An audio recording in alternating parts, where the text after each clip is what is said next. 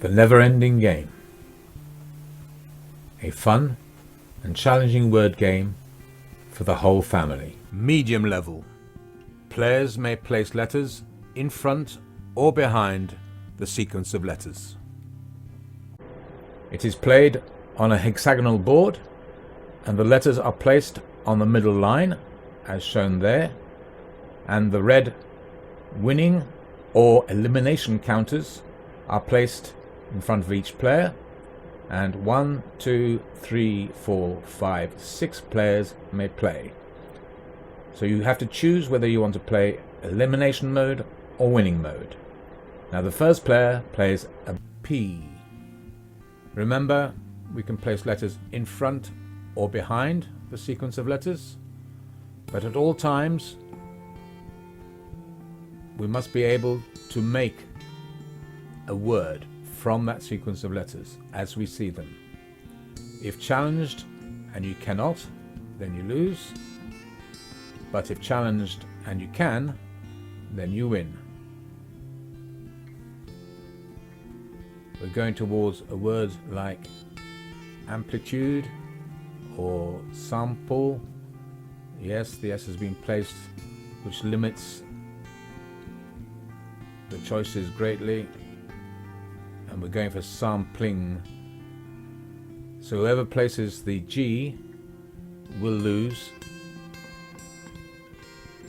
because they'll be challenged, and that is a complete word, and therefore they lose and place their losing counter on their elimination spot, bottom left hand corner there.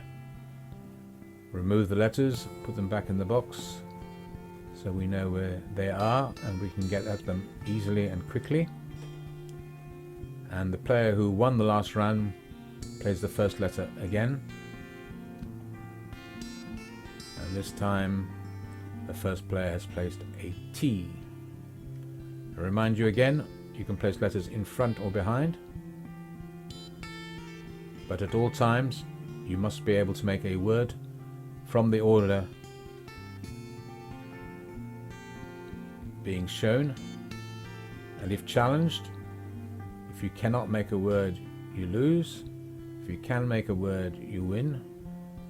And of course, if you actually finish a word and are challenged that it has been finished, then you lose for finishing the word. Looks like we're going towards potato or tomato. But you never know. People come up with very clever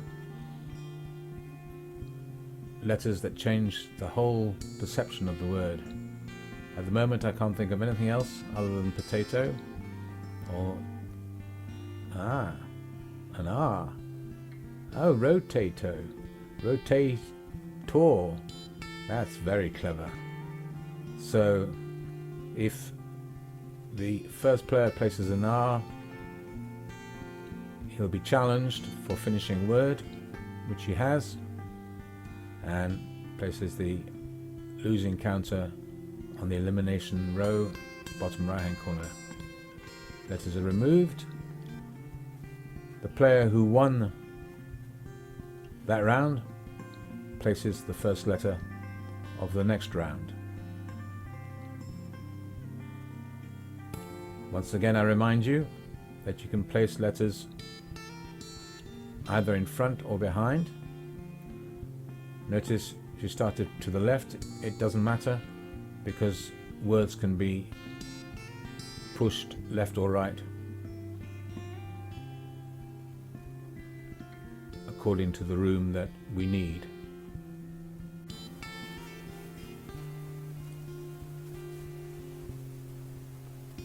Many words can be made from those showing so far, but you never know where you're going with any word, because players often put down letters that you don't expect.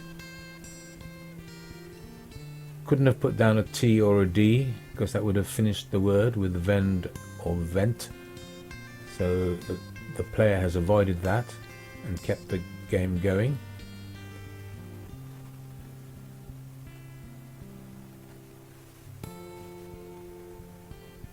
That's going towards venerate or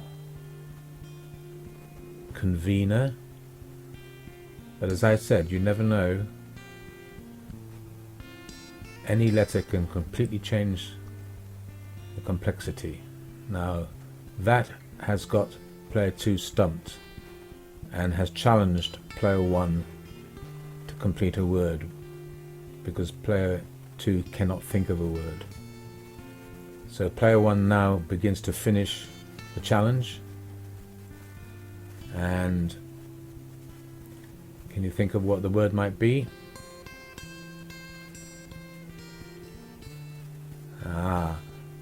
I think with an N you're going towards intervener, someone who intervenes. And because that player won the challenge and finished the word, player 2 puts their loss counter in the bottom right hand corner. That's 3 rounds. We hope you really enjoyed this game at this level and continue to play often.